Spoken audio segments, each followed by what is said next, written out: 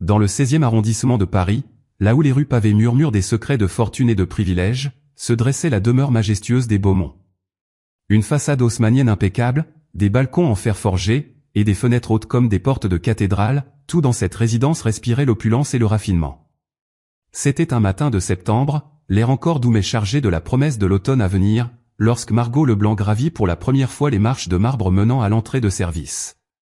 À 32 ans, Margot n'avait jamais imaginé se retrouver ici, son corps mince enveloppé dans un uniforme gris mal ajusté, ses mains rougies par des années de travail dur serrant nerveusement son sac. Ses yeux noisettes, habituellement pétillants de malice, étaient aujourd'hui voilés d'appréhension. Elle lissa une mèche rebelle de ses cheveux châtains, inspira profondément, et sonna. La porte s'ouvrit sur Madame Beaumont elle-même, une femme d'une cinquantaine d'années au visage sculpté par les meilleurs chirurgiens esthétiques de la capitale. Ses yeux bleus glacial parcoururent Margot de haut en bas, s'attardant sur ses chaussures usées et son col froissé. « Ah, vous devez être la nouvelle femme de ménage, dit-elle d'une voix traînante, chaque syllabe dégoulinant de condescendance. Entrez, mais essuyez bien vos pieds. Le marbre italien est si délicat. » Margot acquiesça silencieusement, réprimant l'envie de rappeler à Madame Beaumont qu'elle avait un nom. Elle franchit le seuil, immédiatement submergée par le luxe qui l'entourait. Des tableaux de maître ornaient les murs, leurs couleurs vibrantes contrastant avec le blanc immaculé des surfaces. Un escalier majestueux montait en colimaçon vers les étages supérieurs, sa rampe dorée scintillant sous la lumière du lustre en cristal qui pendait au plafond. « Vous commencerez par nettoyer le salon et la salle à manger, ordonna Madame Beaumont, ses talons claquant sur le sol tandis qu'elle guidait Margot à travers la maison. Ensuite, vous vous occuperez des chambres à l'étage. Je suppose que vous savez comment manipuler des objets de valeur ? » La question était clairement rhétorique, le ton suggérant que Madame Beaumont doutait fortement des capacités de Margot. Cette dernière serra les dents, se rappelant pourquoi elle était là, pourquoi elle devait endurer cela. « Bien sûr, madame, répondit-elle doucement. Fut la seule réponse de Madame Beaumont, son expression dubitative parlant plus fort que des mots. Alors qu'elles atteignaient le salon, un jeune homme descendit l'escalier en trombe. Grand, blond, avec des traits qui auraient pu être beaux s'ils n'étaient pas déformés par une expression d'ennui perpétuel, il s'arrêta net en voyant Margot. « Maman, c'est qui ça ?» demanda-t-il, ne prenant même pas la peine de s'adresser directement à Margot. « Antoine, mon chéri, c'est la nouvelle femme de ménage, répondit Madame Beaumont, son ton s'adoucissant considérablement lorsqu'elle s'adressait à son fils. Ne fais pas attention à elle, elle ne fera que passer. Antoine haussa les épaules, son regard glissant sur Margot comme si elle était invisible. Peu importe. Dis, j'ai besoin d'argent pour sortir ce soir. Madame Beaumont soupira, sortant un portefeuille de cuir de son sac. Tiens, mais ne dépense pas tout en une fois. Ton père et moi ne serons pas toujours là pour subvenir à tes besoins. Margot observa l'échange, une boule se formant dans sa gorge. Elle pensa à sa propre fille, Léa, qui à 8 ans n'avait jamais connu le luxe d'un caprice satisfait sur le champ. Elle pensa aux nuits passées à compter les centimes, à jongler entre les factures, à se demander comment elle allait pouvoir offrir à Léa ne serait-ce qu'un semblant de la vie qu'elle méritait. Eh bien, qu'attendez-vous ? La voix tranchante de Madame Beaumont ramena Margot à la réalité. Les produits de nettoyage sont dans le placard sous l'escalier.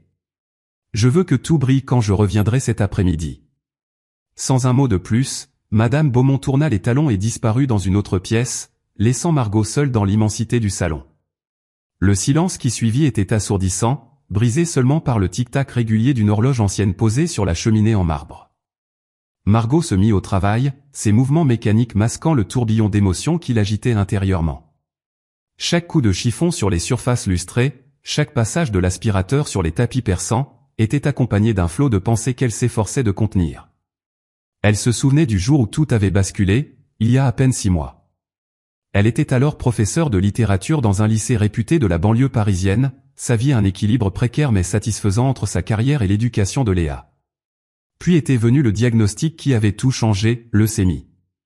Un mot qui avait fait s'écrouler son monde, qui avait transformé sa fille joyeuse et pleine de vie en une petite chose fragile, clouée dans un lit d'hôpital.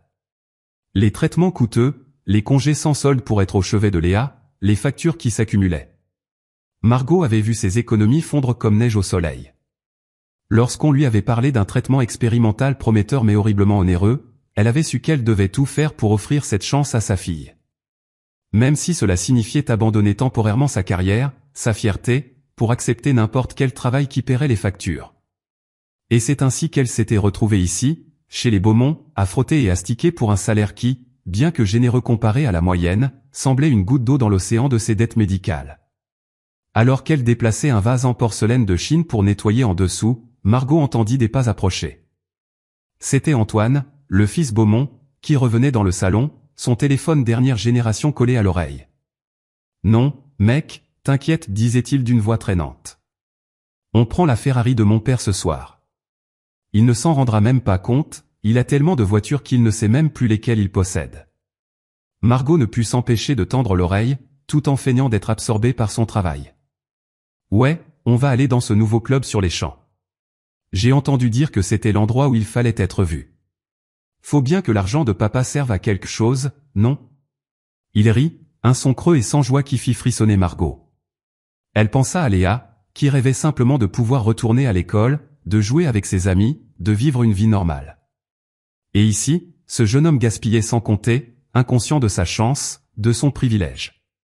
Antoine raccrocha et remarqua enfin la présence de Margot. Ses yeux se plissèrent, une lueur de méfiance y brillant soudain. « Qu'est-ce que vous faites là? Vous écoutez mes conversations ?» Margot sentit son cœur s'accélérer. « Non, monsieur. Je nettoie simplement, comme votre mère me l'a demandé. »« Ouais, ben faites attention, grommela-t-il. Les domestiques qui fourrent leur nez partout, ça ne dure pas longtemps ici. » Sur ces mots, il quitta la pièce, laissant Margot tremblante et inquiète. Elle ne pouvait pas se permettre de perdre ce travail. Pas maintenant, pas quand Léa avait tant besoin d'elle. Les heures passèrent, chacune semblant plus longue que la précédente. Margot nettoya, épousseta, aspira, ignorant la douleur dans son dos et la fatigue qui alourdissait ses membres. Elle était en train de terminer la dernière chambre à l'étage quand elle entendit la porte d'entrée claquer et la voix de monsieur Beaumont résonner dans le hall. « Chérie, je suis rentrée. Où es-tu » Margot se figea, son chiffon en suspens au-dessus de la commode qu'elle était en train de nettoyer. Elle n'avait pas encore rencontré le maître de maison et, d'après ce qu'elle avait entendu, il était encore plus intimidant que sa femme. « Dans le salon, mon amour, répondit la voix de madame Beaumont. Viens voir, la nouvelle bonne a fait un travail acceptable. Margot sentit son estomac se nouer. Acceptable ? Elle avait travaillé d'arrache-pied toute la journée, donnant le meilleur d'elle-même pour que tout soit impeccable. Mais bien sûr, pour les Beaumont, rien ne serait jamais assez bien. Elle termina rapidement la chambre et descendit, son cœur battant la chamade à l'idée de rencontrer monsieur Beaumont. Alors qu'elle atteignait le bas de l'escalier, elle les entendit discuter dans le salon. Vraiment, Hélène, disait une voix masculine, profonde et autoritaire. Je ne comprends pas pourquoi tu insistes pour embaucher ces gens. Ils ne sont jamais à la hauteur. Je sais, chérie, répondit madame Beaumont d'un ton mielleux. Mais que veux-tu, c'est si difficile de trouver du bon personnel de nos jours. Au moins, celle-ci semble savoir tenir un chiffon correctement. Margot sentit la colère monter en elle, mêlée à une profonde tristesse. Comment ces gens pouvaient-ils être si détachés, si insensibles? Ne voyaient-ils pas qu'elle était un être humain, avec des sentiments, des rêves, des difficultés? Rassemblant son courage, elle entra dans le salon. « Excusez-moi, madame, monsieur. J'ai terminé les tâches. Y a-t-il autre chose que vous souhaiteriez que je fasse avant de partir ?» Monsieur Beaumont, un homme grand et imposant dans un costume sur mesure, la regarda comme si elle venait d'apparaître par magie. « Ah, vous devez être la nouvelle, dit-il, son ton suggérant qu'il parlait à un meuble plutôt qu'à une personne. Non, ça ira pour aujourd'hui. Vous pouvez partir. » Margot hocha la tête, luttant contre l'envie de dire quelque chose, n'importe quoi, pour leur faire comprendre qu'elle était plus que juste la nouvelle. Mais elle ne pouvait pas se le permettre. Pas quand le traitement de Léa dépendait de ce travail. Très bien, monsieur. Bonne soirée à vous deux.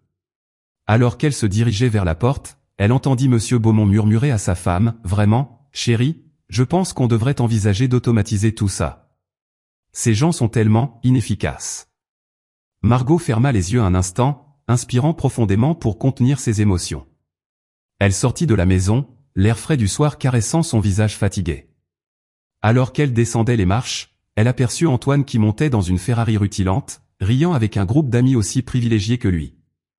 Le contraste entre ce monde de luxe insouciant et sa propre réalité la frappa de plein fouet. Dans quelques heures, elle serait de retour à l'hôpital, tenant la main de Léa, lui racontant des histoires pour lui faire oublier la douleur des traitements. Et demain, elle reviendrait ici, invisible, méprisée, mais déterminée.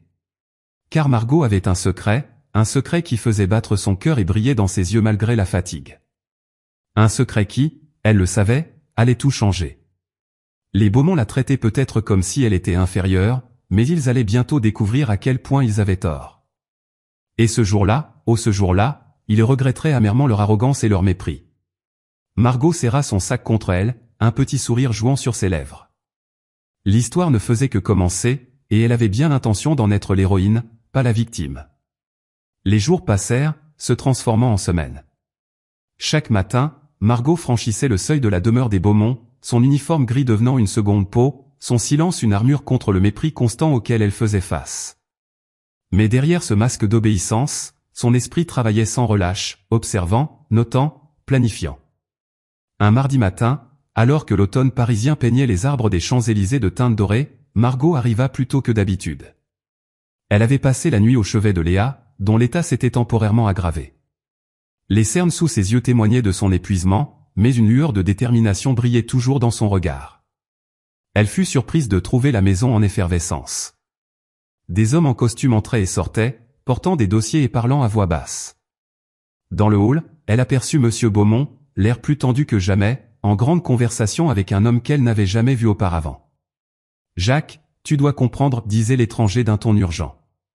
Si ces documents tombent entre de mauvaises mains, tout ce que nous avons construit s'effondrera. » Monsieur Beaumont passa une main nerveuse dans ses cheveux grisonnants. « Je sais, Pierre. Crois-moi, je sais. Mais ils sont en sécurité. Personne ne les trouvera jamais. » Margot, feignant de s'affairer avec son chariot de nettoyage, tendit l'oreille. Son cœur battait la chamade. Était-ce le moment qu'elle attendait depuis des semaines? « J'espère que tu as raison, soupira Pierre. Car si l'audit fiscal tombe sur ses comptes offshore. » Chut, siffla Monsieur Beaumont, jetant un regard nerveux autour de lui.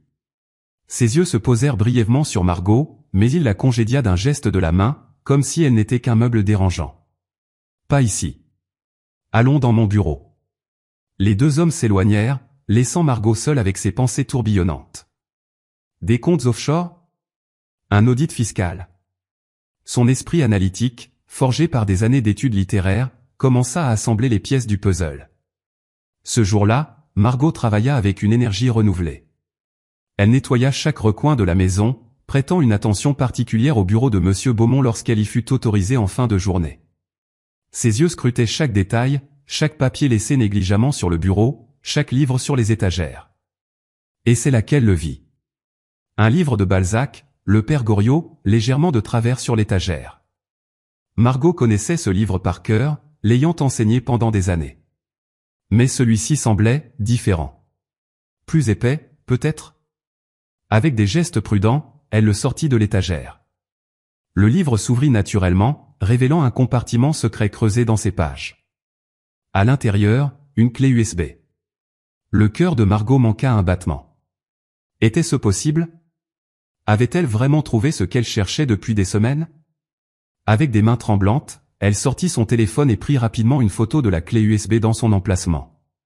Puis, entendant des pas approcher, elle remit tout en place et reprit son nettoyage, le cœur battant à tout rompre. Cette nuit-là, de retour dans son petit appartement de banlieue, Margot ne put fermer l'œil. Assise à la table de la cuisine, une tasse de café froid devant elle, elle fixait la photo sur son téléphone. Que devait-elle faire? Utiliser cette information pourrait lui apporter l'argent dont elle avait désespérément besoin pour le traitement de Léa. Mais c'était aussi dangereux. Les Beaumont étaient puissants, influents. S'ils découvraient ce qu'elle savait. Un gémissement provenant de la chambre de Léa la tira de ses réflexions. Elle se précipita au chevet de sa fille, essuyant la sueur de son front brûlant. « Maman » murmura Léa, ses yeux fiévreux s'ouvrant légèrement. « J'ai mal. » Le cœur de Margot se serra. « Je sais, mon cœur. Je sais. Mais ça va aller mieux bientôt, je te le promets. » En berçant doucement sa fille, Margot prit sa décision. Pour Léa, elle était prête à tout risquer. Les jours suivants, Margot redoubla de prudence chez les Beaumont. Elle observait, écoutait, collectait chaque bribe d'information. Elle remarqua les allées et venues de plus en plus fréquentes d'hommes en costume, les conversations à voix basse, les regards nerveux de Monsieur Beaumont. Un soir, alors qu'elle terminait de nettoyer le salon, elle surprit une conversation entre Madame Beaumont et son fils Antoine. « Maman, j'ai besoin de plus d'argent » disait Antoine, sa voix traînante trahissant son ennui habituel. Madame Beaumont soupira. « Antoine, chéri, ce n'est vraiment pas le bon moment. Ton père a quelques difficultés au travail en ce moment. » « Quelles difficultés » demanda Antoine, soudain intéressé. « On est riche, non ? On a toujours de l'argent. » « Ce n'est pas si simple » répondit Madame Beaumont, sa voix trahissant une nervosité inhabituelle. « Il y a des choses que tu ne comprends pas. Des arrangements nécessaires pour maintenir notre style de vie. » Margot, cachée derrière une lourde tenture, sentit son cœur s'accélérer.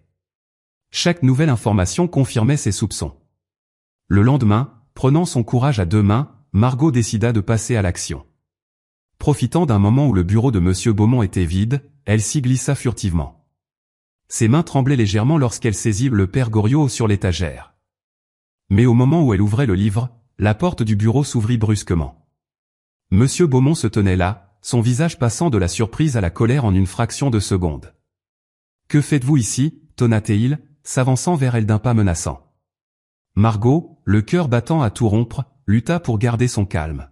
« Je nettoyais, monsieur. Je pensais que le bureau avait besoin d'être épousseté. » Les yeux de Monsieur Beaumont se plissèrent dangereusement.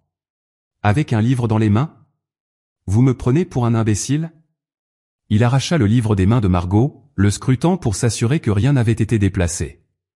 Puis, il se tourna vers elle, son visage rouge de colère. « Vous êtes viré. Sortez immédiatement de ma maison, et ne revenez jamais. Si je vous revois dans le quartier, j'appellerai la police. » Margot sentit le sol se dérober sous ses pieds. Non, non, non. Cela ne pouvait pas arriver. Pas maintenant, pas quand Léa avait tant besoin d'elle. « Monsieur, je vous en prie, » supplia-t-elle, les larmes aux yeux. « J'ai besoin de ce travail. Ma fille est malade, elle a besoin de soins coûteux. Je ferai n'importe quoi, s'il vous plaît. » Mais Monsieur Beaumont resta de marbre. « Ce n'est pas mon problème. Sortez, avant que je ne vous fasse sortir de force. » Tremblante, les joues baignées de larmes, Margot quitta la maison des Beaumont. Dans la rue, elle s'effondra sur un banc, la tête entre les mains. Comment allait-elle payer le traitement de Léa maintenant? Comment allait-elle même payer le loyer? Alors qu'elle était assise là, perdue dans son désespoir, une voix familière la fit sursauter. « Madame Margot? Que faites-vous ici ?» Elle leva les yeux pour voir Antoine, le fils Beaumont, qui la regardait avec une expression mêlant curiosité et dédain. Margot essuya rapidement ses larmes. « J'ai été licencié, monsieur Antoine. » Antoine haussa un sourcil. « Oh. Eh bien, c'est la vie, je suppose. Les gens comme vous vont et viennent. » Sa nonchalance, son manque total d'empathie, firent monter en Margot une vague de colère qu'elle ne put contenir. « Les gens comme moi, dit-elle, se levant brusquement. Les gens comme moi travaillent dur chaque jour pour survivre, pendant que des gens comme vous gaspillent l'argent que vos parents ont obtenu de manière douteuse. » Antoine recula, choqué par cette soudaine explosion. « Qu'est-ce que vous racontez? Vous ne savez rien de nous. » Margot rit amèrement. « Oh, je sais plus que vous ne le pensez. Les comptes offshore, l'audit fiscal imminent. Votre père n'est pas aussi discret qu'il le croit. » Le visage d'Antoine pâlit. « Vous bluffez. Vous ne pouvez pas savoir ça. » « Vraiment, » répondit Margot, sortant son téléphone et montrant la photo de la clé USB dans le livre. « Et ça, c'est du bluff aussi ?» Antoine fixa l'image, bouche bée. Puis, à la surprise de Margot, son expression changea. Une lueur d'intérêt, presque de respect, apparut dans ses yeux. « Vous êtes plus maligne que je ne le pensais, » dit-il lentement. « Peut-être que nous pourrions discuter. » Margot le regarda, méfiante. Discuter de quoi? Antoine jeta un coup d'œil autour de lui, puis se pencha vers elle. Écoutez, je ne suis pas aveugle. Je sais que mes parents ne sont pas totalement honnêtes. Mais je n'ai jamais eu de preuves. Si vous m'aidez à exposer la vérité, je peux vous aider en retour. Margot hésita. Pouvait-elle faire confiance à ce jeune homme gâté qu'elle méprisait il y a encore quelques minutes? Mais en pensant à Léa, à son petit visage pâle sur l'oreiller d'hôpital, elle sut qu'elle n'avait pas le choix. D'accord, dit-elle finalement. Parlons. Alors que le soleil se couchait sur Paris, Margot et Antoine s'éloignèrent ensemble, une alliance improbable née du désespoir et de la trahison. Ce qu'ils ne savaient pas encore, c'est que cette conversation allait déclencher une série d'événements qui allaient secouer les fondations même de la famille Beaumont, et changer leur vie à jamais. Les semaines qui suivirent furent un tourbillon d'activités clandestines pour Margot et Antoine.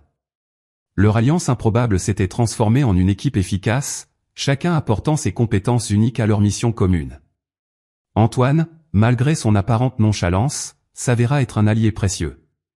Sa connaissance intime des habitudes de ses parents et son accès aux recoins les plus privés de la maison familiale fournirent à Margot les informations dont elle avait désespérément besoin. De son côté, Margot apportait son intelligence analytique et sa détermination inébranlable, forgée par des années de lutte et d'adversité. Un soir d'octobre, alors que les feuilles mortes dansaient dans les rues de Paris, Margot et Antoine se retrouvèrent dans un petit café discret du Marais. Le visage d'Antoine était pâle, ses mains tremblaient légèrement lorsqu'il déposa un dossier sur la table. « J'ai trouvé ça dans le coffre-fort de mon père, murmura-t-il, jetant des regards nerveux autour de lui. C'est pire que ce que nous pensions, Margot. Beaucoup, beaucoup pire. » Margot ouvrit le dossier, ses yeux s'écarquillant au fur et à mesure qu'elle parcourait les documents. Des relevés bancaires de comptes aux Caïmans, des contrats avec des noms qu'elle reconnaissait comme appartenant à des personnalités politiques influentes, des schémas complexes d'évasion fiscale. « Mon Dieu, souffla-t-elle. Antoine, c'est énorme. Ça va bien au-delà de ta famille. C'est tout un réseau de corruption. » Antoine hocha gravement la tête. « Je sais. Et le pire, c'est que je ne pense pas que mes parents réalisent pleinement dans quoi ils se sont embarqués. Ils sont tellement obsédés par le maintien de leur style de vie qu'ils sont prêts à tout. » Margot referma le dossier, son esprit tournant à plein régime. « Nous devons agir, Antoine. Pas seulement pour Léa, pas seulement pour ta famille, mais pour tous ceux qui ont été victimes de ce système corrompu. »« Mais comment ?» demanda Antoine, la peur évidente dans sa voix. « Si nous allons à la police, qui nous croira? Nous parlons de gens puissants, Margot. Ils peuvent nous écraser comme des insectes. » Margot prit une profonde inspiration, se rappelant les mots de son auteur préféré, Victor Hugo, « Rien n'est plus puissant qu'une idée dont l'heure est venue. » « Nous allons faire ce que font les gens courageux face à l'injustice, Antoine, dit-elle avec une détermination d'acier dans la voix. Nous allons dire la vérité. À tout le monde. Le plan qu'ils élaborèrent cette nuit-là était audacieux, risqué, mais c'était leur seule chance. Pendant les jours qui suivirent, Margot et Antoine travaillèrent sans relâche, compilant des preuves, établissant des connexions, préparant leur dossier. Parallèlement, Margot continuait à veiller sur Léa, dont l'état s'améliorait lentement grâce à un nouveau traitement que Margot avait pu financer grâce à l'aide discrète d'Antoine. Chaque sourire de sa fille renforçait sa détermination à aller jusqu'au bout. Enfin, le jour J arriva. C'était un matin froid de novembre, le ciel de Paris lourd de nuages menaçants. Margot et Antoine se tenaient devant les bureaux du journal Le Monde, leur dossier serré contre eux comme un bouclier. « Tu es sûr de vouloir faire ça ?» demanda une dernière fois Antoine, l'inquiétude évidente sur son visage. Margot hocha la tête. « C'est la seule façon, Antoine. Nous devons le faire, pour Léa, pour toi, pour tous ceux qui ont souffert à cause de la cupidité et de l'arrogance de gens comme tes parents. » Ils entrèrent dans le bâtiment, déterminés à raconter leur histoire. Les jours qui suivirent furent un véritable ouragan médiatique. Les révélations de Margot et Antoine firent la une de tous les journaux, provoquant un scandale qui secoua la haute société parisienne jusqu'à ses fondations. Les Beaumont, autrefois intouchables, se retrouvèrent au centre d'une tempête qu'ils ne pouvaient pas contrôler. Monsieur Beaumont fut arrêté, escorté hors de sa somptueuse demeure sous les flashs des photographes. Madame Beaumont, effondrée, regarda son monde s'écrouler autour d'elle. La maison qu'elle avait si fièrement gouvernée était maintenant envahie par des policiers et des enquêteurs, chaque recoin fouillé à la recherche de preuves supplémentaires. Au milieu de ce chaos, Margot se tenait droite, forte. Les médias la présentaient comme une héroïne, une David moderne ayant vaincu Goliath. Mais pour elle, la vraie victoire était ailleurs. Dans une chambre d'hôpital baignée de soleil, Léa souriait, ses joues reprenant doucement des couleurs. Le nouveau traitement fonctionnait, et pour la première fois depuis des mois, l'espoir brillait dans les yeux de la petite fille. Maman, dit Léa un après-midi, alors que Margot lui lisait une histoire, est-ce que c'est vrai ce qu'ils disent à la télé? Que tu es une héroïne? Margot caressa doucement les cheveux de sa fille. Je ne sais pas si je suis une héroïne, mon cœur. J'ai juste fait ce qui était juste, parce que je t'aime et que je voulais un monde meilleur pour toi. Léa sourit, ses yeux brillants d'admiration. Pour moi, tu es une super-héroïne, maman. Ces mots réchauffèrent le cœur de Margot plus que tous les éloges des médias. Quelques jours plus tard, alors que Margot quittait l'hôpital après une autre visite à Léa, elle fut surprise de voir Antoine qui l'attendait à la sortie. Il avait l'air fatigué, ses vêtements de marque remplacés par un simple jean et un sweatshirt. Antoine, dit-elle, surprise. Comment vas-tu? Il haussa les épaules, un petit sourire triste aux lèvres. Aussi bien que possible, je suppose. La maison est vide maintenant. Papa est en prison, maman est partie se cacher chez sa sœur. C'est étrange. Margot sentit une vague de compassion l'envahir. Malgré tout ce qui s'était passé, Antoine restait un jeune homme qui venait de voir son monde s'effondrer. Je suis désolée, dit-elle doucement. Je sais que ça doit être dur pour toi. Antoine secoua la tête. Ne le sois pas. Tu avais raison depuis le début, Margot. Mes parents, nous vivions dans une bulle d'arrogance et de privilèges. Il était temps que quelqu'un la fasse éclater. Il y eut un moment de silence, puis Antoine reprit, en fait, je suis venu te dire que je pars. Je vais faire du bénévolat en Afrique pendant 1 an. Je pense qu'il est temps que j'apprenne à voir le monde différemment. Margot sentit un élan de fierté pour ce jeune homme qui avait tant changé en si peu de temps. Je pense que c'est une excellente idée, Antoine. Je te souhaite bonne chance. Alors qu'Antoine s'apprêtait à partir, il se retourna une dernière fois. Margot? Merci. Pour tout. Tu m'as ouvert les yeux, et je ne l'oublierai jamais. Margot le regarda s'éloigner, réalisant à quel point sa vie avait changé en quelques mois. D'une femme de ménage invisible et méprisée, elle était devenue une voix pour les sans-voix, une force de changement. Les semaines suivantes virent de nombreux changements.